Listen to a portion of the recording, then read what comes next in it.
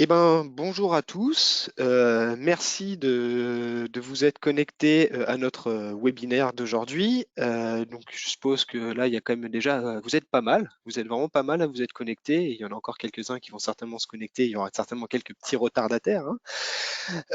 Alors, aujourd'hui, c'est un webinaire qui va avoir comme sujet principal la simulation. Donc, ça va pas être le seul webinaire de simulation qu'il va y avoir dans les prochaines semaines, hein. Il va y avoir d'autres webinaires. Donc, on va dire que c'est pas le premier d'une série, parce qu'il y a déjà eu quelques autres webinaires auparavant sur d'autres thèmes que la simulation. Mais en tout cas, sur le thème de la simulation, on va avoir d'autres webinaires qui vont venir dans les semaines à venir. Donc, à la fin de la présentation, il faudra rester parce qu'on va vous envoyer, bon, il y aura les présentations des prochains webinaires sur ce thème-là.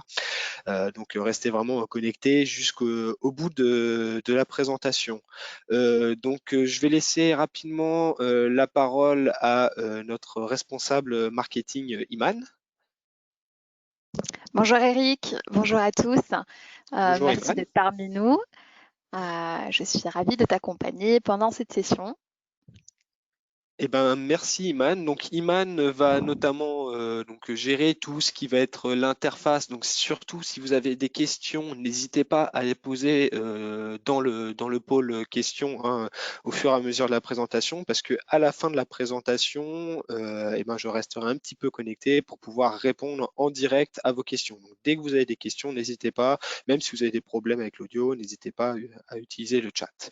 Et donc moi, donc, avant de commencer la présentation, je vais me présenter rapidement. Donc Eric Chastanet, je suis consultant en simulation sur les outils de simulation on va dire SolidWorks et un peu également des outils qui se sont ajoutés dans notre portfolio, notamment avec la technologie Simulia. Alors, comme je l'ai dit, hop, comme je l'ai dit, si vous avez des questions au cours de la présentation, donc vous devez avoir la petite interface là qui s'est mise sur la droite de votre écran. Donc si vous allez en bas, n'hésitez pas à poser vos questions directement. Il y aura Iman qui va gérer cette partie-là durant tout le temps de la présentation. Et à la fin, eh ben, on pourra lire vos questions et on pourra essayer d'y répondre. Alors s'il y a trop de questions, bien sûr, on ne pourra pas répondre à toutes les questions, mais on va essayer on ne pourra pas répondre à toutes les questions en direct, mais vous inquiétez pas, les questions qui ne seront pas répondues seront répondues par la suite en vous envoyant directement un mail en privé. Absolument. Eric, je voulais juste faire un petit test, hein, si tu me le permets. Est-ce Oui, que vous pouvez, s'il vous plaît, nous écrire sur le champ de commentaires, un bonjour, peu importe, juste pour tester, pour s'assurer que ça fonctionne correctement et qu'on reçoit euh, voilà, tout ce que vous nous écrivez, donc pour qu'on puisse être sûr qu'à la fin, on puisse répondre à vos questions.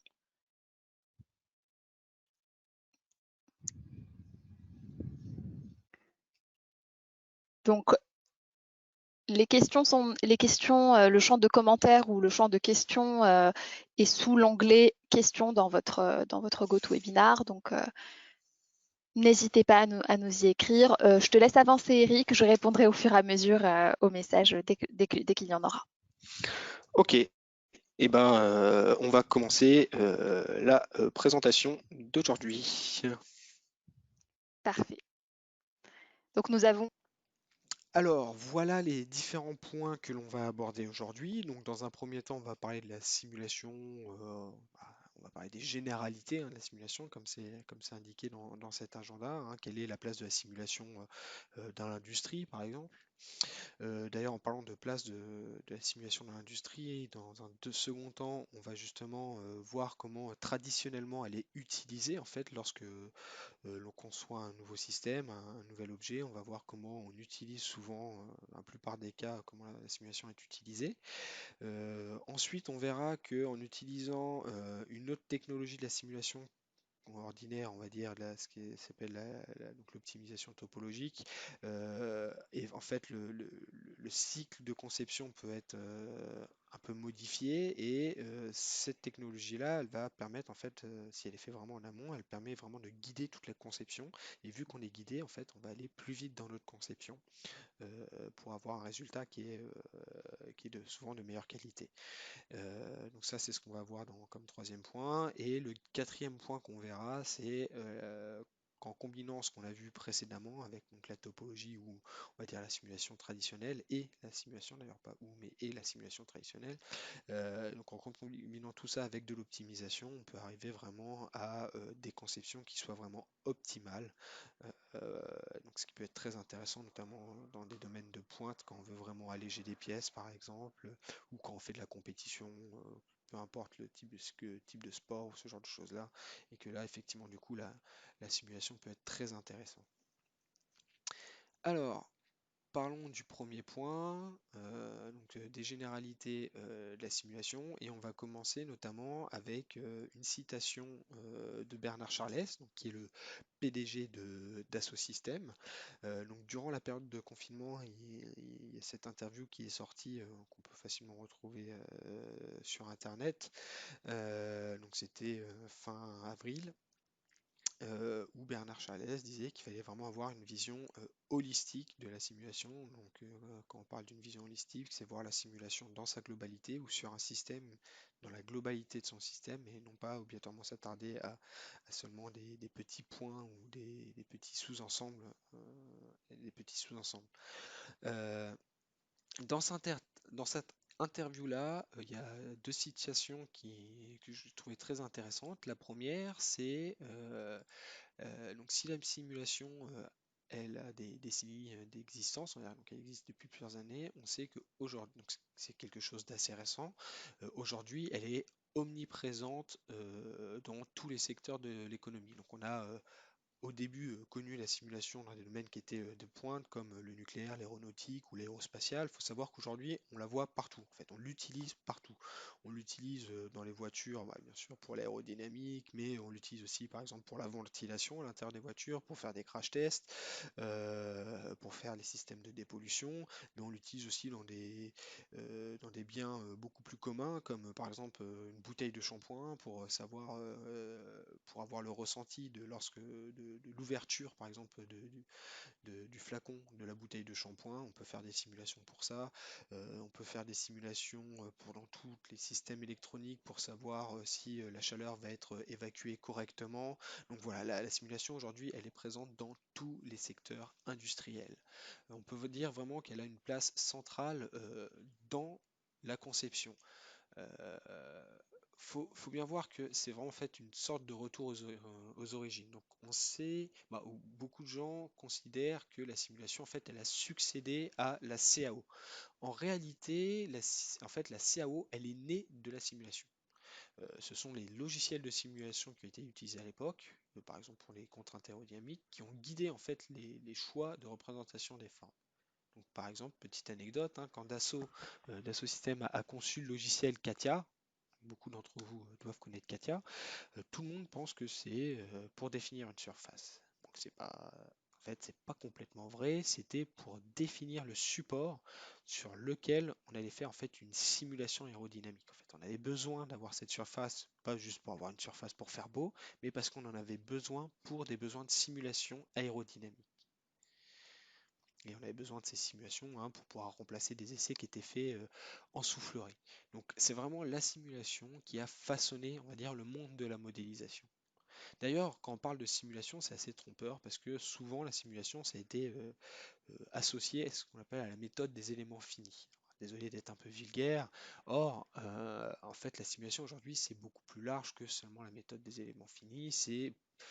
Voilà, ça peut être utilisé par exemple pour n'importe quel type de mécanisme. Quand on veut mettre en mouvement un mécanisme, on peut faire des études ce qu'on appelle de cinématique pour voir, je sais pas, si les pièces vont pas s'interchoquer les unes entre les autres. Donc ça, c'est de la simulation pour pouvoir préparer la trajectoire d'un robot, par exemple, pour pouvoir gérer des flux qui peut être des flux de matériaux, de fluides, mais qui peut être aussi, hein, par exemple, des flux financiers. On peut faire de la simulation quand on veut gérer des séquences d'assemblage dans une ligne de production, par exemple, ça peut être aussi de la simulation. Donc c'est pas seulement la méthode des éléments finis comme beaucoup de gens pensent que ça peut l'être. Il y a une autre citation que j'ai envie de vous faire partager, c'est qu'une autre des évolutions notables de la simulation, c'est sa démocratisation. Et ça, c'est d'ailleurs ce qu'on va voir aujourd'hui aussi, hein.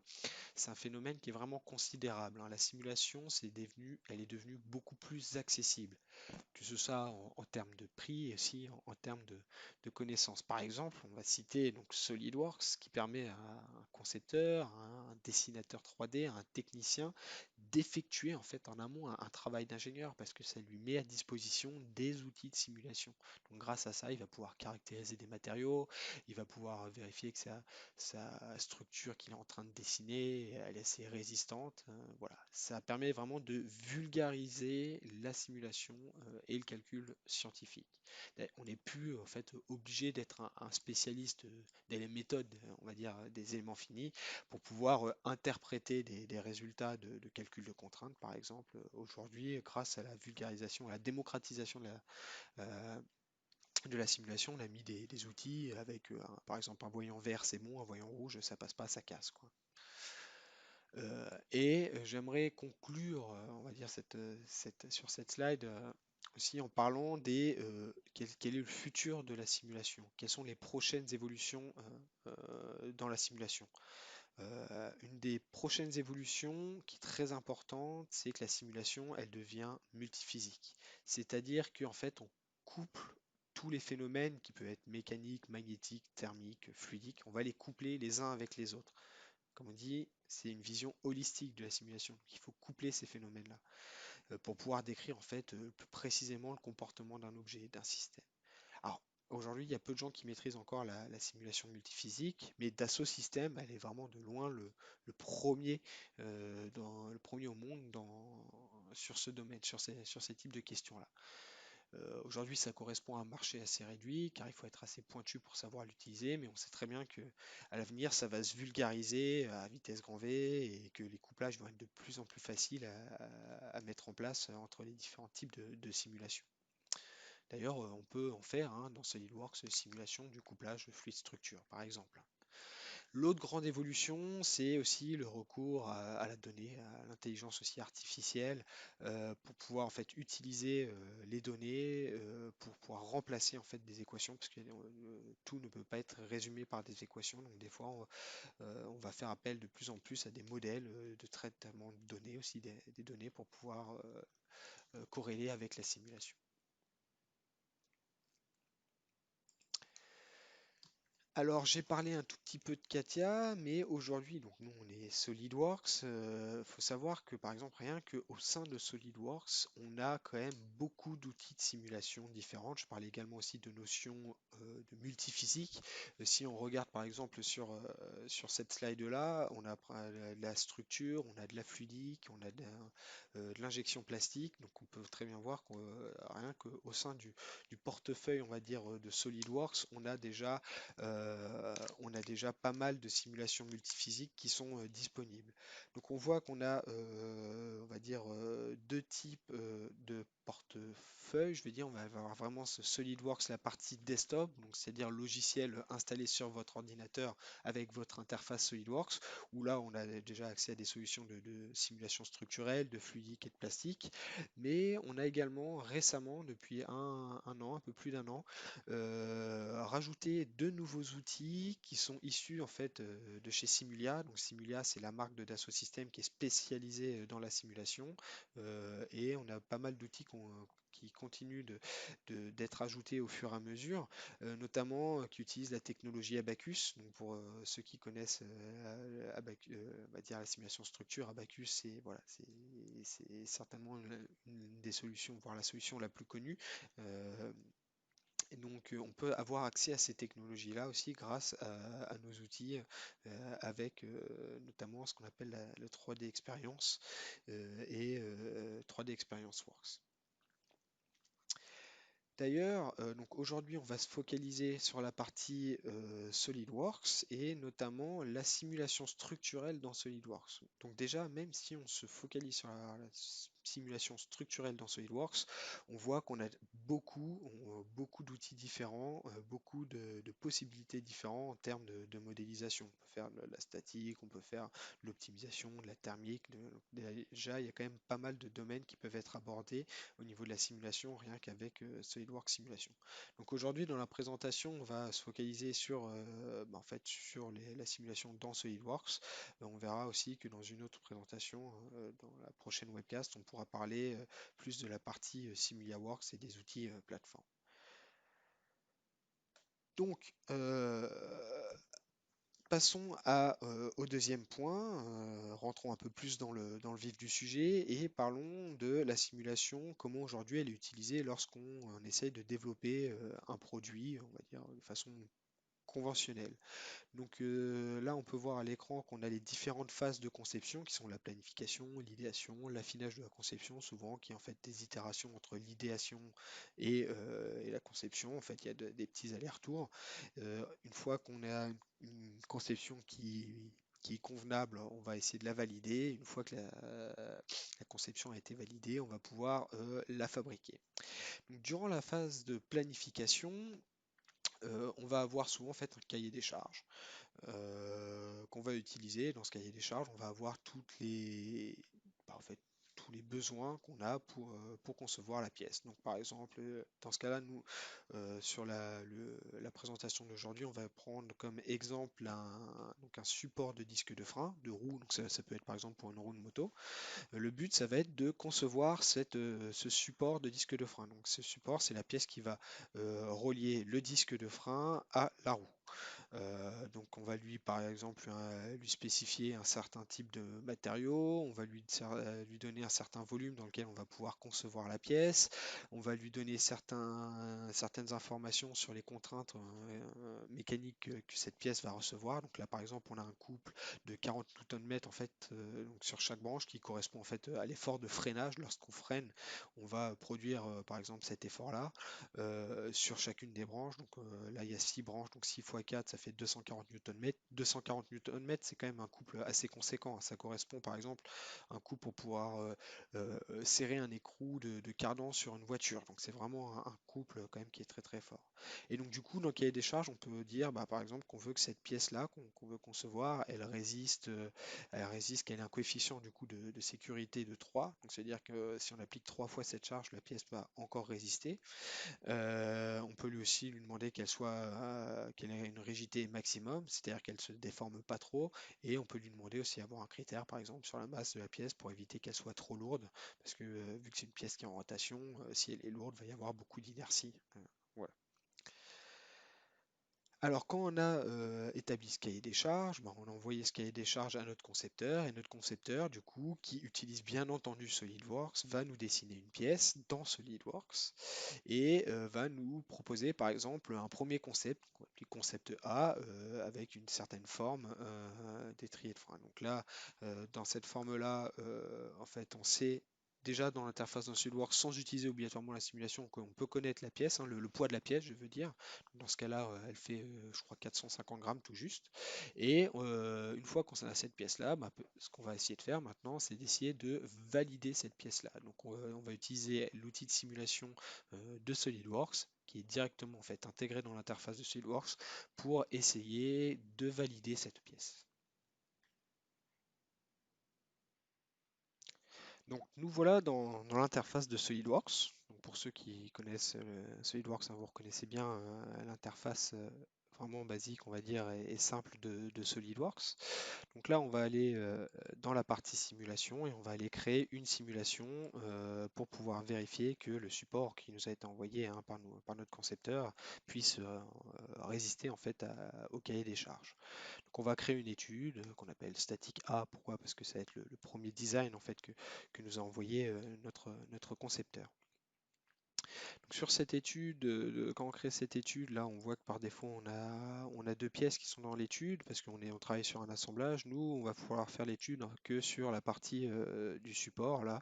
Donc le disque, on va aller l'exclure de l'étude. Il y a un point qui est intéressant, c'est qu'on voit entre parenthèses le matériau qui est appliqué par défaut. Donc c'est un matériau qui a déjà été défini dans la conception. Donc si on veut, on peut aller modifier le matériau, hein. En plus, dans SolidWorks, on a quand même accès à pas mal de matériaux dans la base de données. Et on peut en plus aller ici ça va nous renvoyer sur une page internet où on peut aller choisir encore plus de matériaux. Donc là, le matériau, en fait, il est déjà appliqué. Ensuite, sur la pièce, donc c'est un support de frein à disque. Et ce support, il va être fixé à la roue par ces six trous sur lesquels en fait on va visser ce support à la roue. Donc, du coup, on va aller lui appliquer les conditions de fixation. Ce que j'ai fait, c'est que moi j'ai déjà créé un set de sélection qui m'a sélectionné les 6 trous, ça évite de le faire 6 fois. Et je vais appliquer en fait une condition qui me permet de fixer ma pièce. Donc soit je peux faire géométrie fixe, mais dans ce cas-là, vu que ça peut pivoter un petit peu autour de la vis, hein, des fois ça peut pivoter, voilà. J'utilise une condition en fait de type pivot. Clairement, ça ne change pas grand-chose si j'utilise l'autre condition limite qui est géométrie fixe. Une fois que j'ai appliqué, que j'ai fixé ma pièce, on va dire, bah, je vais aller appliquer le couple, on va dire, sur ma pièce. Donc pour appliquer le couple, bah, je vais faire de la même façon, hein. J'ai sélectionné, en fait, j'ai déjà créé un set de sélection qui m'a sélectionné mes 6 faces, là, et je vais aller appliquer directement le couple euh, sur la pièce. Donc, quand on dit couple, on parle de rotation, donc rotation autour d'un axe. Donc là, on va falloir qu'on maintenant qu'on lui indique à cet endroit, il va falloir qu'on lui indique en fait un axe de rotation. Donc soit on peut indiquer un axe, ou soit on peut aussi indiquer en fait une surface cylindrique, puisqu'il va reconnaître que c'est une surface cylindrique, donc du coup il va en déterminer un axe. Moi, dans ce cas-là, j'ai cette surface-là, qui est la surface extérieure, euh, qui est une surface qui est cylindrique. Et là, on voit que du coup, automatiquement, il m'a retrouvé l'axe en fait de cette surface cylindrique. Et du coup, il va appliquer bah, le couple de rotation autour de cet axe. Et bien sûr, il faut rentrer la valeur du couple qu'on va appliquer sur chacune de nos pattes. Donc là, vous avez vu, c'est par entité. Donc par face, on va appliquer 40 Nm. Bah, une fois qu'on a appliqué, on va dire, les conditions limites de notre domaine, avant de lancer le calcul, on va aller générer un maillage. Donc on va sur notre objet de type maillage, clic droit, et on va faire créer le maillage. Donc pour créer un maillage, donc bien sûr on peut soit utiliser le curseur pour avoir un maillage qui est plus ou moins fin. Moi je préfère lui rentrer les valeurs directement à la main. Euh, voilà, ok. Et on génère le maillage. Donc vous allez voir que pour générer le maillage, c'est quand même pas très long et c'est quand même de façon en plus c'est automatique. Donc ça c'est assez intéressant. Donc là vous avez vu ça a pris à peu près 5 secondes et on a un maillage qui est généré. Donc si on zoome un peu sur le maillage, on peut regarder que le maillage est quand même assez fin hein, par rapport à la pièce. Si on regarde dans l'épaisseur, là on a 2 voire 3 éléments. Même à certains endroits ici, on a 4 voire 5 éléments. Donc clairement, au niveau de l'épaisseur, on est quand même plutôt pas mal au niveau de notre maillage. Si on inspecte, alors par contre, là en effet, on voit qu'à ces endroits-là, dans ces axes, là aussi, à ces endroits-là, on voit que là, le maillage, il est quand même pas terrible. On pourrait peut-être améliorer le maillage ici. Donc, ce qu'on va faire, c'est que pour améliorer le maillage, on va lui dire de raffiner le maillage ici. Donc là, on va aller sur le maillage et on va aller définir un contrôle de maillage pour aller raffiner localement. Donc idem, hein, au lieu d'aller sectionner les faces directement, toutes les faces un à un, parce que là il y aura quand même pas mal, il y a une petite quinzaine de faces, hein, on va dire, à sélectionner. Moi j'ai déjà créé un ensemble de sélections, hop, qui m'a sélectionné donc toutes ces faces hein, qui sont à l'interne, là, tous ces congés. Voilà. Et je vais aller appliquer bien sûr une taille de maille qui est plus petite que ce que j'avais appliqué dans le modèle. Tout à l'heure j'avais appliqué 1,5 mm, là j'applique 0,3 pour vraiment avoir quelque chose de fin à ces endroits-là. Je fais OK et maintenant je vais pouvoir aller créer le maillage. OK, hop là. Donc là on voit que il fait le maillage autour des filets, donc des congés. Donc là en fait il est en train d'appliquer le raffinement de maillage. Donc ça prend un petit peu plus de temps, bah oui, parce que du coup j'ai raffiné le maillage, donc ça prend un peu plus de temps, mais bon clairement ça reste quand même assez rapide. Hop là. Donc, une fois que notre maillage il a été généré, bah, on peut vérifier hein, cette fois-ci, là, ici c'est bien fin ici, donc là c'est vraiment top. On va bien pouvoir calculer les contraintes qui se passent à cet endroit-là. Et bah, du coup, on peut lancer le calcul. Donc, on va directement sur exécuter cette étude et ça va lancer le calcul. Alors, ce qui est intéressant quand on lance un calcul, c'est aussi d'appliquer, cliquer sur plus pour avoir un peu plus d'informations sur le calcul, notamment le nombre de nœuds, les degrés de liberté, ça, ces informations qui peuvent nous dire à peu près si le calcul va durer longtemps ou pas. Là, vous avez vu que le calcul a été super rapide, hein, je triche pas, c'est vraiment direct, j'ai pas coupé, j'ai pas accéléré, donc le calcul est quand même assez rapide. Alors, dès que le calcul est terminé, ça nous envoie sur cet affichage qui est un tracé de contraintes, donc les contraintes de von Mises. Donc les gens qui font de la mécanique, qui connaissent bien les contraintes de von Mises. Ça permet en fait d'avoir le taux de contrainte localement dans la pièce. Plus les contraintes sont élevées, bien sûr, plus c'est là où peut potentiellement y avoir des risques de problèmes au niveau de la pièce. Donc là, ce qu'on peut commencer à examiner, mais des fois on ne trouve pas où est la valeur maximale là, qui est sur l'échelle. Donc ce qu'on peut aller faire, c'est qu'on peut lui dire directement d'afficher la valeur maximale des contraintes. Ok, donc là j'ai appliqué sur OK. Et là il nous dit, hop, il y a le petit carré qui est ici, qui nous pointe là. Donc on va aller zoomer. Et là on fait, ah oui, en effet, là il y a une concentration de contraintes. Donc là c'est intéressant parce qu'elle est symétrique, hein, on la voit sur les deux côtés.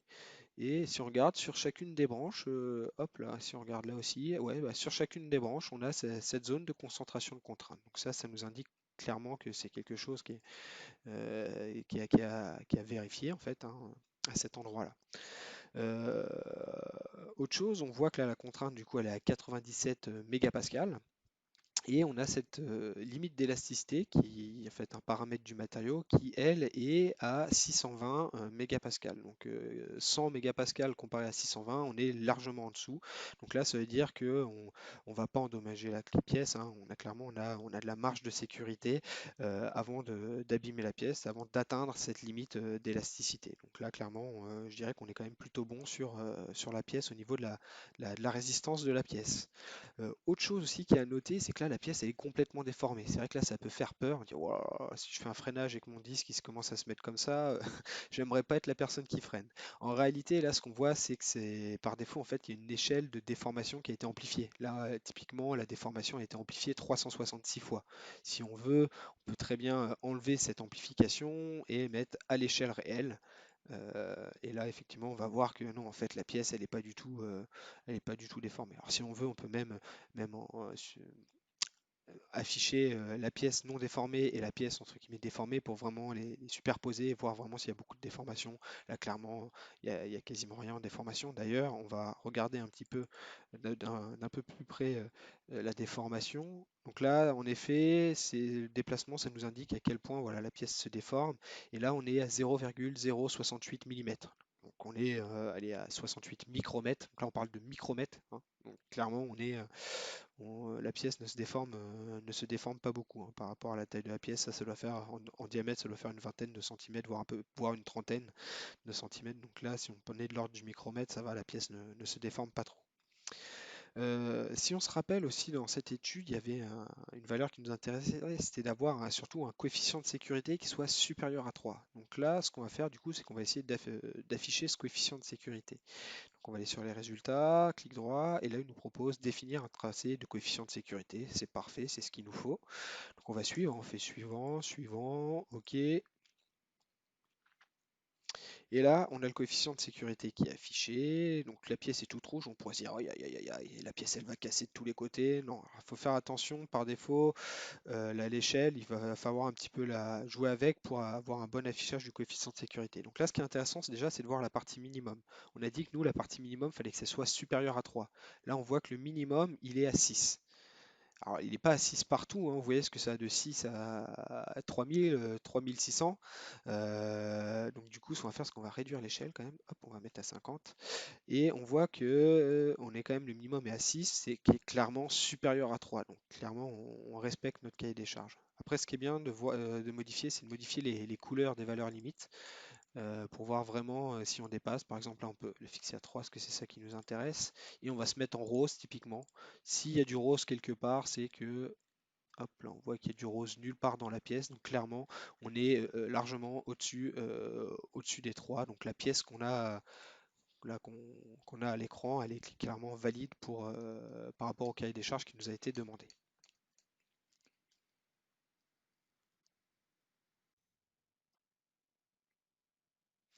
Alors, maintenant que notre simulation a été faite, donc si on revoit ce qu'on a fait un petit peu, c'est qu'on avait notre premier concept qui était envoyé par notre dessinateur, et notre dessinateur du coup a fait une simulation. Et là, on a les résultats, donc avec un coefficient de sécurité qui est à 6,4 et une déformation maximum qui est de 70 micromètres. Donc ils sont assez petits. Alors pendant ce temps-là, en fait, peut-être que aussi le concepteur, il a travaillé sur d'autres designs. Donc là, j'ai mis par exemple un concept B et un concept B et un concept C. Et du coup, de façon en fait, on va dire itérative, on peut en fait très bien redérouler notre simulation. Alors ce qui est bien, c'est vu que c'est intégré directement dans SolidWorks Simulation, dans SolidWorks, on peut garder toutes les mêmes conditions limites, en fait toute la mise en données de la simulation et on a juste en fait à apporter les modifications rapidement sur la pièce et il suffira juste de relancer la simulation et tout va se remettre à jour automatiquement. Et du coup, de cette façon-là, on peut recalculer rapidement en fait les simulations pour les autres concepts B et C.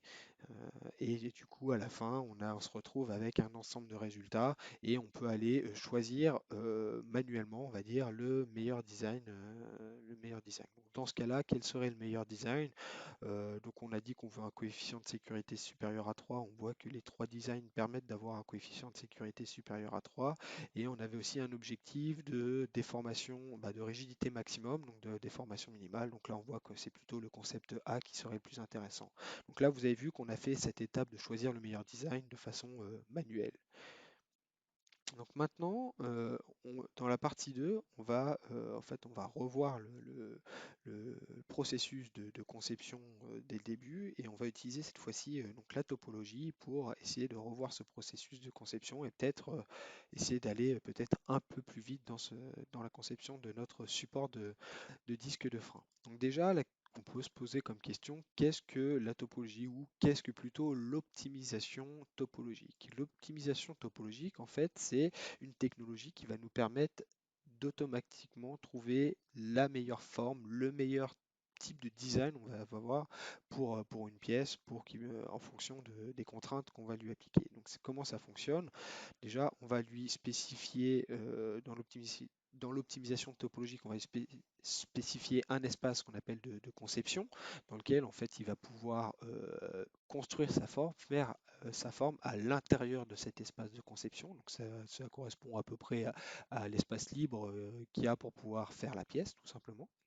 Ensuite, dans cet espace, on va lui aussi lui donner certaines conditions limites, comme par exemple, on va appliquer des forces sur certaines faces, on va appliquer des ancrages, on va appliquer certaines contraintes, certains chargements sur notre espace de conception.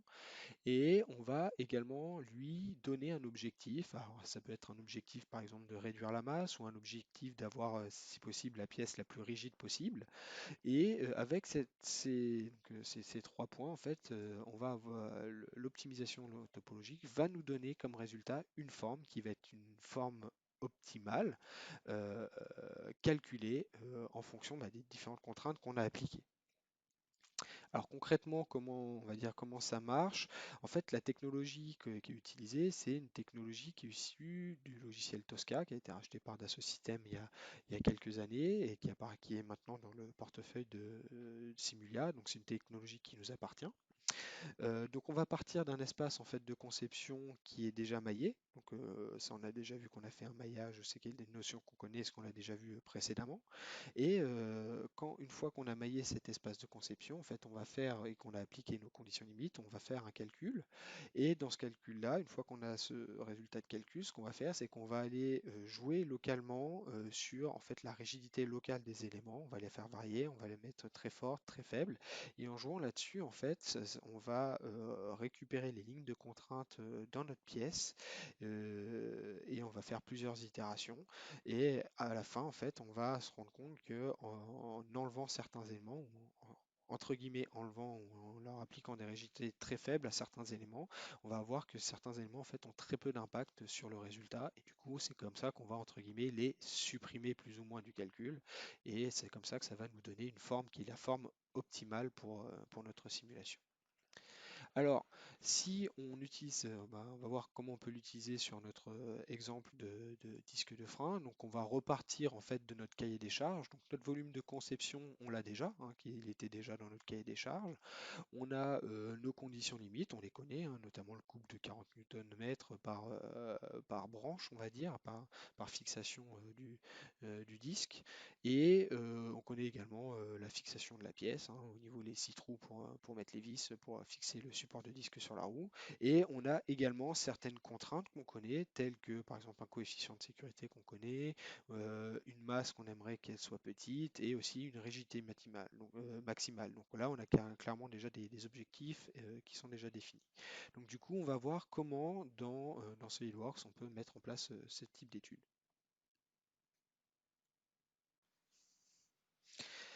Donc nous revoilà comme tout à l'heure donc dans l'interface de SolidWorks.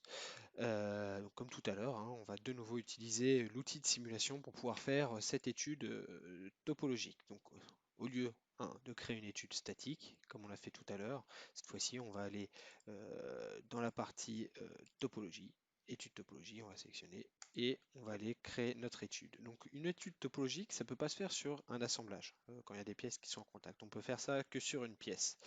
Donc dans notre cas, hein, la partie qui nous intéresse, c'est bien sûr la partie du milieu qui est le support de disque de frein, du disque de frein.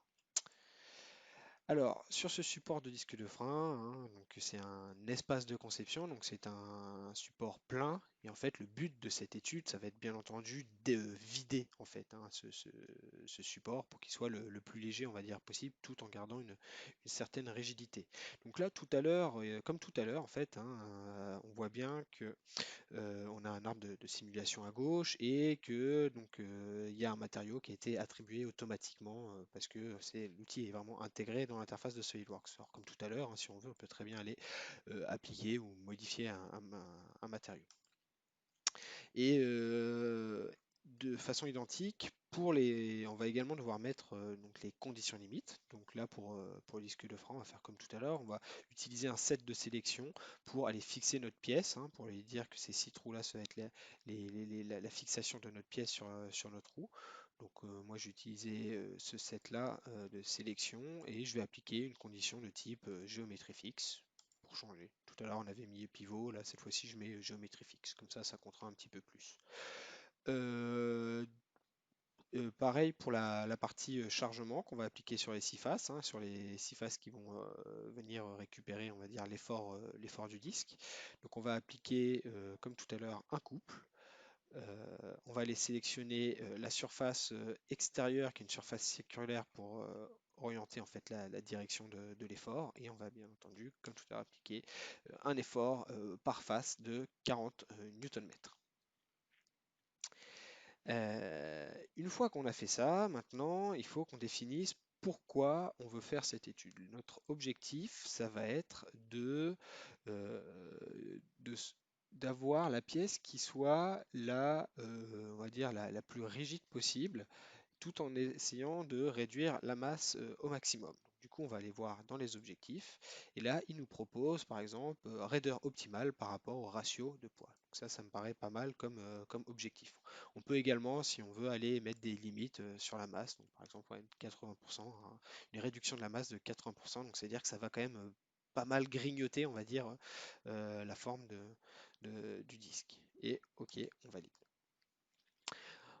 Ensuite, bah là, je pourrais, si je veux, très bien lancer l'étude, mais on va appliquer quand même quelques contrôles de fabrication. Ça peut être par exemple une pièce cette pièce peut-être, elle va être faite par emboutissage, ou peut-être qu'on veut respecter certains contrôles de fabrication, comme peut-être des symétries. Donc ça, on peut également lui imposer ce genre de contraintes. Donc, par exemple, si on peut très bien spécifier une direction de démoulage, hein, donc si on veut que la pièce par exemple soit faite par emboutissage, on peut aller sélectionner par exemple cette arête-là, hop, sélectionner la direction de l'emboutissage, hop là, hop, et donc valider. De la même manière, on peut très bien lui dire de respecter une certaine symétrie hein, dans la pièce. Là, on voit que la pièce est symétrique selon, je veux dire, l'axe, le plan X et également le plan Z. Donc, du coup, on peut très bien lui indiquer de respecter voilà, des plans de symétrie. Donc là, on peut faire par exemple un quart de symétrie. On va aller sélectionner des plans. Donc front, ça me paraît pas mal. Et le deuxième, on peut dire peut-être, non, pas top, mais right, ça me paraît pas mal aussi. Ok. Et ensuite, bah, on peut générer le maillage. On peut très bien générer le maillage. Donc, comme tout à l'heure, on peut aller jouer avec le curseur, on peut aller jouer avec les paramètres. Donc, par exemple, cette fois-ci, on peut prendre le maillage standard. Ok, ça nous génère le maillage. Donc, le maillage, vous allez voir qu'il va être généré assez rapidement. Et dès qu'on aura généré un maillage, bah, soit on peut très bien aller raffiner localement si on veut. Là, c'est le principe, c'est plutôt d'avoir une forme, hein. Donc du coup, on n'est pas vraiment, j'allais dire, trop dans la précision, mais on va plutôt, voilà, on va plutôt vouloir avoir une certaine, entre guillemets, rapidité de calcul. Donc là, maintenant, il ne me reste plus qu'à exécuter l'étude. Donc là, je peux très bien aller cliquer là-dessus et exécuter. Alors, ce type d'étude, ça prend à peu près, on va dire, 15 minutes, 20, ouais, 15-20 minutes sur cette pièce-là. Donc ce que j'ai fait, c'est que moi, j'ai entre guillemets, j'ai un petit peu triché, j'ai déjà lancé l'étude avant. Donc là, je vais passer sur l'autre étude. J'ai fait exactement hein, le même setup, hein. J'ai bien fixé ma pièce, appliqué mon couple, défini un objectif, limite imposé, voilà, raideur optimale, hein. J'ai appliqué les mêmes conditions et du coup, voilà le résultat que ça m'a donné. Voilà. Donc ça, c'est le résultat de l'optimisation topologique. Donc l'optimisation topologique, ça va vous donner une forme, en fait, une forme qui est organique, qui est optimale par rapport au problème là qu'on vient de poser. Donc c'est assez intéressant parce que cette forme-là, voilà, elle ressemble, ça ressemble à quelque chose, quoi. Ça ressemble à des formes qu'on a déjà vues. Alors effectivement, c'est pas très lisse, donc on peut travailler un peu sur cette forme.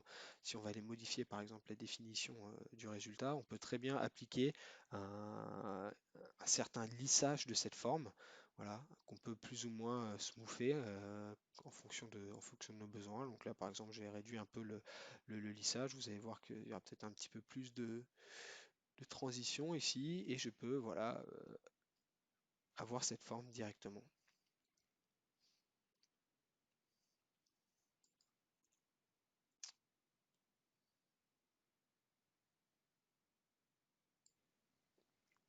Alors, si on revoit un petit peu ce qu'on a vu là dans la partie topologique, on voit qu'on est parti donc d'un domaine de conception sur lequel on a appliqué donc nos contraintes de chargement, puis on a fait tourner le calcul et on a eu comme résultat donc une forme on va dire idéale de conception. Donc on va dire que ce processus-là, ça nous a permis en fait de réduire le temps on va dire de réflexion par rapport à la forme qu'on veut utiliser pour notre pièce parce que ça a été calculé directement par l'optimisation topologique. Alors, c'est vrai que ça nous permet de réduire le temps sur la conception. Maintenant, la question qu'on peut se poser aussi, c'est cette pièce-là, est-ce qu'on peut la produire via des moyens conventionnels? Donc, elle peut peut-être, si on lisse bien, on peut la mouler, parce que c'est des conditions, hein. Donc, on rappelle qu'on avait mis dans la partie, dans l'optimisation topologique, on a mis que cette pièce devait être démoulable selon un axe. Par contre, on peut se dire, ouais, mais si on n'a pas de moule, mais si on a juste des pièces, si on veut faire l'usinage, créer cette pièce par usinage, du coup, va falloir peut-être la retravailler ou redessiner une pièce dans SolidWorks à partir de cette forme. On va voir du coup comment on peut, dans SolidWorks, directement essayer d'obtenir une pièce, on va dire, avec des formes un peu plus conventionnelles qui permettraient d'usiner cette pièce. Donc là, c'est ce qu'on va voir maintenant dans l'interface de SolidWorks. Donc, comme expliqué une fois qu'on a fait l'optimisation topologique, cette pièce-là, elle n'est pas directement imprimable. Donc peut-être qu'on va vouloir imprimable ou usinable. Donc peut-être qu'on va vouloir s'inspirer en fait de cette forme-là pour pouvoir dessiner une pièce usinable dans SolidWorks. Alors pour ce faire, on peut retourner en fait dans le modèle de SolidWorks et on peut lui dire d'afficher le résultat de l'optimisation topologique. Donc on peut très bien lui dire de l'afficher juste le résultat ou bien sûr afficher en transparence. Et du coup, une fois qu'on a affiché ce résultat, et ben là, on va pouvoir en fait de nouveau éditer la pièce jaune et créer en fait les enlèvements de matière qui vont bien pour pouvoir en fait avoir redessiné une pièce plus légère. Alors dans notre cas, en fait, le concepteur a déjà fait cette étape de dessin. Donc là, on va voir ce qu'il nous a dessiné. Et effectivement, on voit que ça a bien suivi l'optimisation, hein, l'optimisation topologique. Donc maintenant qu'on a cette, on va dire, cette nouvelle conception, on va peut-être pouvoir valider cette conception, même si on l'a déjà validée précisément, mais là on pourra aller voilà, plus en détail parce que les épaisseurs elles ont un petit peu changé, elles ont un petit peu varié, et puis il a peut-être fait des petites simplifications au niveau de son dessin. Donc du coup on va pouvoir revalider une nouvelle fois le design qui a été fait. Pour ça, moi en fait j'ai déjà préparé une étude. Dans cette étude, j'ai bien entendu appliqué les mêmes conditions, hein, le même matériau, les mêmes conditions limites, là, des pivots, les couples au niveau de chaque support en fait, de disque. Et donc, voici les résultats que j'ai obtenus, donc avec une contrainte aux alentours des 96, contrainte max, 96 mégapascales qui reste très inférieure aux 620 mégapascales de la limite d'élasticité. Au niveau des déformations, bah, j'ai 35 micromètres de déformation, ce qui reste quand même assez négligeable. Et au niveau du coefficient de sécurité, j'ai un coefficient de sécurité de 6,4, donc c'est largement supérieur à 3. Donc là, ce design-là, on peut bien entendu dire qu'il est valide. Alors, si on résume un petit peu ce qu'on vient de voir, donc, ou même si on compare en fait le résultat qu'on a obtenu grâce, on va dire, à l'optimisation topologique et à la simulation qu'on a fait après, donc on a un coefficient de sécurité sur le dernier modèle là, qu'on a calculé qui est à 6,4, ce qui est équivalent donc au coefficient de sécurité du premier calcul hein, qu'on avait effectué sur le premier concept. Par contre, si on regarde au niveau du déplacement, on est à peine à 35 micromètres, alors que dans le concept A, on était à 70 micromètres. Donc on a clairement une pièce qui est beaucoup plus rigide pour le même coefficient de sécurité. Donc ça c'est très intéressant. Et si on regarde en plus au niveau de la masse, on est à 430 grammes hein, à droite là, notre pièce qui a été optimisée, qui a été générée via l'optimisation topologique, comparé au concept A où on est à 450 grammes. Donc en gros, on a vraiment une pièce qui est plus légère, qui est plus rigide et qui est tout aussi, on va dire, robuste que ce qu'on a eu via nos concepteurs. Donc clairement, on voit que là, dans ce cas-là, la topologie, ça nous a permis d'avoir une conception qui soit vraiment très intéressante par rapport à un cycle de conception traditionnel. Donc maintenant, on va voir dans la dernière partie comment, en plus en utilisant un autre type d'optimisation, qui s'appelle l'optimisation paramétrique, comment on peut encore aller plus loin dans notre conception. Donc l'optimisation paramétrique, c'est quoi? C'est quand en fait on va jouer sur un ensemble de variables, donc de paramètres qu'on va faire varier. Donc ça peut être des paramètres géométriques, c'est un peu ce qu'on voit à droite, hein, c'est des longueurs, des largeurs, des épaisseurs. Mais ça peut être aussi des paramètres physiques, hein, comme des températures, des contraintes, ça peut être des matériaux. Et on va faire varier, on va aussi définir un objectif, un peu comme dans l'optimisation topologique, et on va définir des critères. Donc, les objectifs peuvent être minimiser le poids, par exemple, et des critères sur ne pas dépasser, je sais pas, une température de temps ou ce genre de choses-là. Et une fois qu'on a défini donc on va dire ces trois points, en fait, l'optimisation paramétrique va nous faire varier, donc du coup, nous sortir un jeu de variables et faire des calculs, donc des simulations pour chacun de ces jeux de variables et va nous extraire ce qu'on appelle une surface de réponse. Donc c'est ce qu'on voit à droite, là, la surface avec tous les points. En fait, chaque point, c'est une simulation qui a été faite avec un set de, de variables précis. Et une fois qu'on a eu cette surface de réponse, l'optimisation paramétrique va nous extraire un optimum. Et donc là, c'est ce qu'on voit un peu sur le graphique en bas avec le point rouge. L'optimum, c'est pas obligatoirement un scénario qui a été joué. C'est un optimum qui va être théorique. Donc en gros, ça peut être une sorte d'interpolation entre des résultats, mais c'est pas une interpolation, parce que sinon on ne serait pas au niveau de l'optimum. Mais donc voilà, c'est un optimum qui va être choisi, qui va être théorique et qui va bien sûr valider, hein, parce qu'après il va pour ce set optimum qui a été choisi, il va redérouler la simulation et il va nous donner du coup un set de paramètres spécifiques. Donc là, ça nous permet vraiment d'avoir de façon théorique l'optimum, vraiment la meilleure conception, le meilleur set de paramètres possible pour avoir la pièce ou la conception qui soit la plus optimale.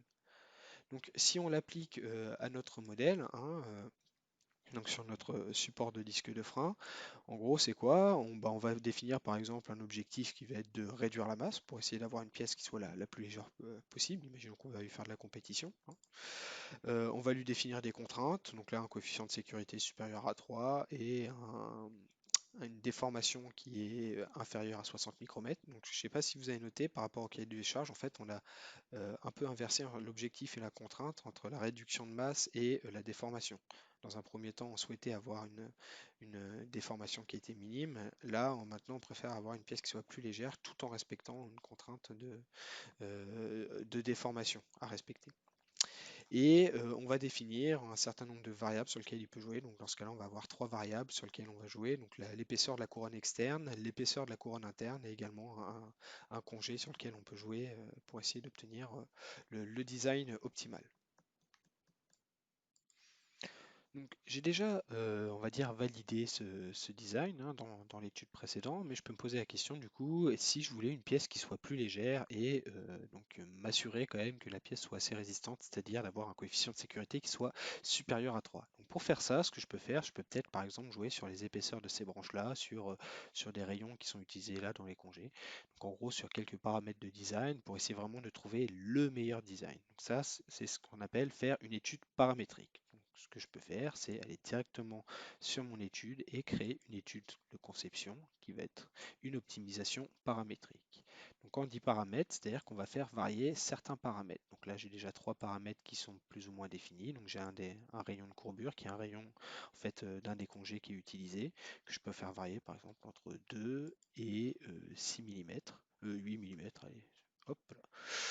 Je peux également faire varier alors, la couronne interne, que c'est l'épaisseur en fait des branches qu'il y a sur la couronne interne. Donc je vais la faire varier entre 8 et 15 mm par exemple. Et la troisième paramètre qui est donc l'épaisseur voilà, de la couronne externe, donc qui correspond à cette épaisseur-là, que également je vais pouvoir faire varier entre 4 et 8 mm.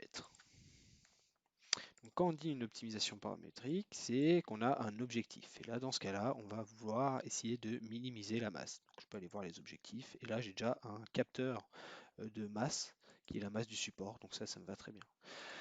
On peut réduire la masse, mais il faut s'assurer qu'on ait par exemple un coefficient de sécurité qui soit supérieur à 3. Alors, ce qu'on va faire, c'est qu'on va ajouter un capteur qui va être basé sur nos résultats de simulation, notamment sur le coefficient de sécurité. Alors, coefficient de sécurité. Et il faut s'assurer du coup que ce capteur, que ce coefficient de sécurité, il reste supérieur à 3. On peut également, si on veut, rajouter un autre design, donc un autre design, une autre limite, une autre contrainte, c'est peut-être que la pièce ne se déforme pas trop. On veut par exemple s'assurer que la pièce ne se déforme pas de plus de 60 micromètres. Donc, de la même façon, on peut rajouter un autre capteur, encore sur une donnée de simulation, mais cette fois-ci par exemple sur le déplacement, avec une valeur en millimètres, et qu'on s'assure que cette valeur reste inférieure à 60 micromètres, ce qui fait 0,06 mm. Et une fois qu'on a fait ça, eh ben, on peut aller exécuter notre étude paramétrique. Alors, j'ai coupé la partie résolution et en fait j'ai fait tourner de mon côté et là du coup maintenant on a directement toute l'étude paramétrique qui a déjà été résolue. Donc on peut voir que dans cette étude paramétrique il y a eu 13 scénarios plus un scénario initial et un scénario optimal qui ont été calculés, donc ce qui fait au total 15 calculs. On voit qu'il y en a qui sont en rouge. Donc ceux qui sont en rouge, c'est ceux qui n'ont pas passé les critères. Les critères, on rappelle que c'était le coefficient de sécurité supérieur à 3 ou une déformation inférieure à 60 micromètres. Donc là, par exemple, si on prend l'itération 11, on voit qu'ici en coefficient de sécurité, on a 2,97, donc inférieur à 3, et on a 84 micromètres, donc on est supérieur à 60 micromètres.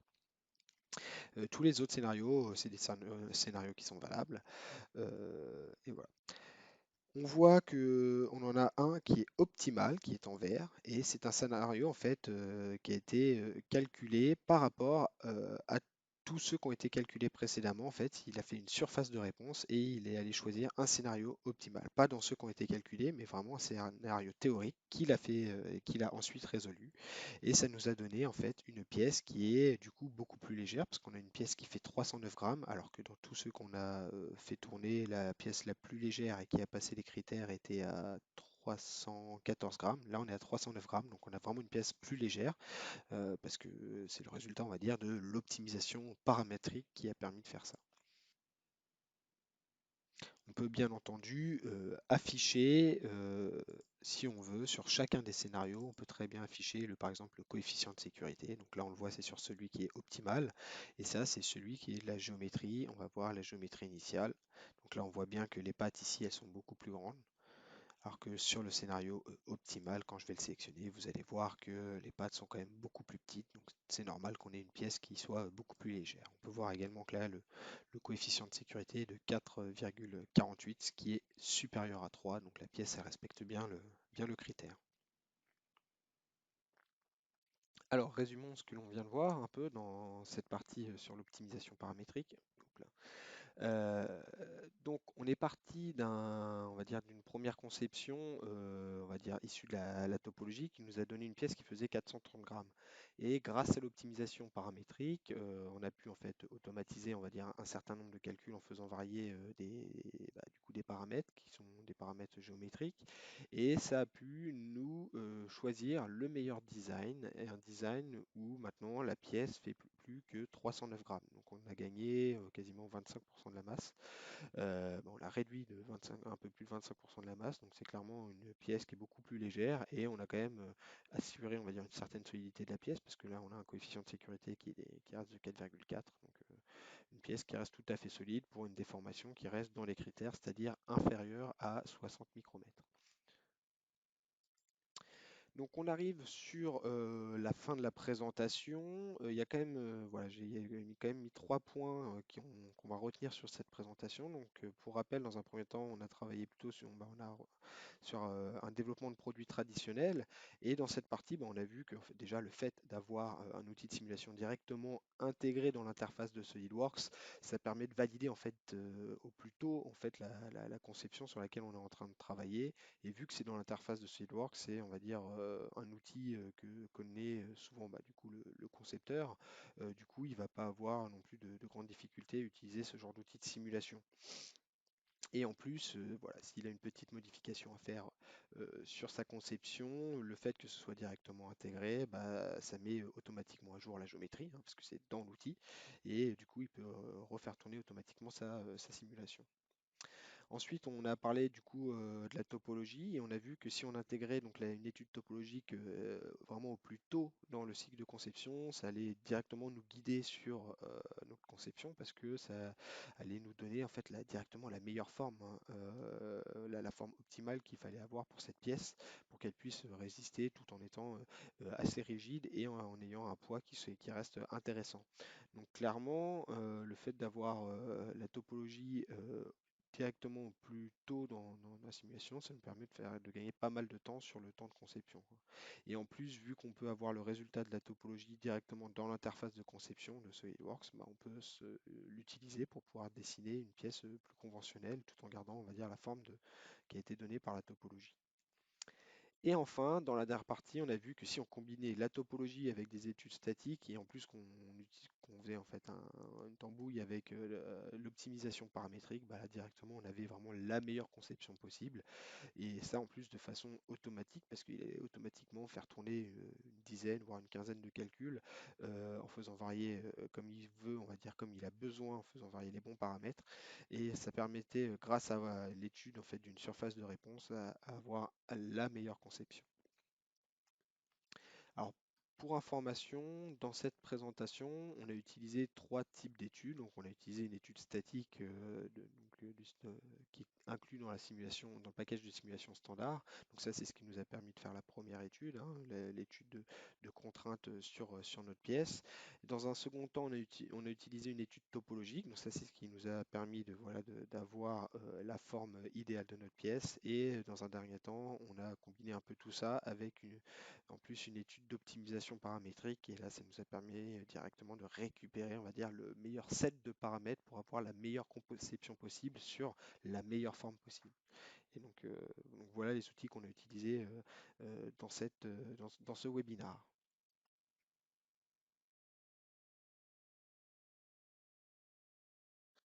Alors, je viens de voir qu'on avait eu pas mal de questions. Et avant de répondre aux questions, alors oui, j'ai vu qu'on. J'avais pas vu qu'on la présentation, mais effectivement, il y a eu quelques problèmes de volume, mais bon, ça c'est.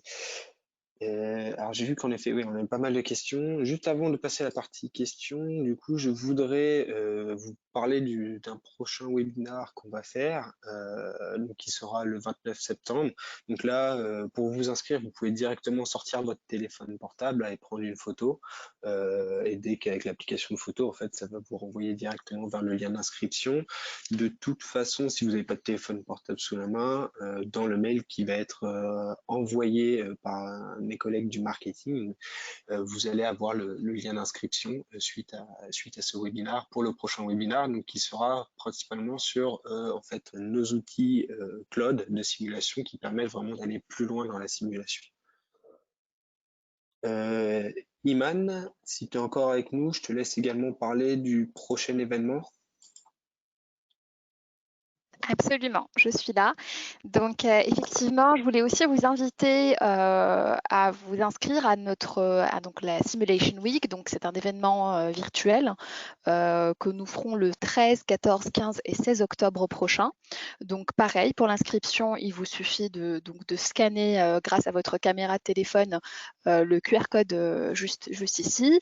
Cet événement aura pour objectif, donc ce sont 8 épisodes de 20 minutes qui vous seront présentés par des experts de la simulation. Ça sera un tour d'horizon donc de la simulation, ses enjeux dans le monde industriel, ses bénéfices pour vos entreprises. Mais vous avez également la possibilité, Eric, si tu peux passer sur le prochain slide, donc de prendre rendez-vous avec un expert si aujourd'hui vous avez un projet dont vous souhaitez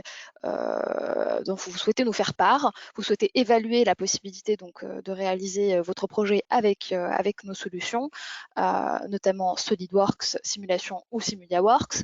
Vous pouvez donc choisir votre industrie, vous nous laissez un message en spécifiant, en nous parlant un peu plus de votre projet. Il n'y a pas beaucoup de créneaux, donc nos collègues vont bien sûr choisir en fonction des premières arrivées. Donc, n'hésitez pas à bien détailler votre projet et un rendez-vous avec un expert vous sera proposé pour discuter un peu plus de vos projets. Voilà, et donc je rebondis, je me permets de rebondir Eric parce que on a eu aussi beaucoup de questions sur ça, donc sur la vidéo, sur le PowerPoint, le PDF de cette présentation. Alors le PowerPoint et le PDF ne pourront pas être partagés. Par contre, vous avez la possibilité de revoir ce webinaire-là autant de fois que vous le souhaitez en utilisant le même lien d'inscription, le même lien de connexion que vous avez utilisé aujourd'hui. Et sachez également que d'ici quelques jours, la vidéo sera postée sur notre chaîne YouTube, donc SolidWorks France. Vous pouvez y accéder de la même manière, un scan caméra et vous avez accès à la chaîne. N'hésitez pas à vous abonner, à nous laisser vos questions en commentaire. On essaiera de revenir vers vous voilà, si vous avez des questions sur d'autres présentations qui ont été faites auparavant.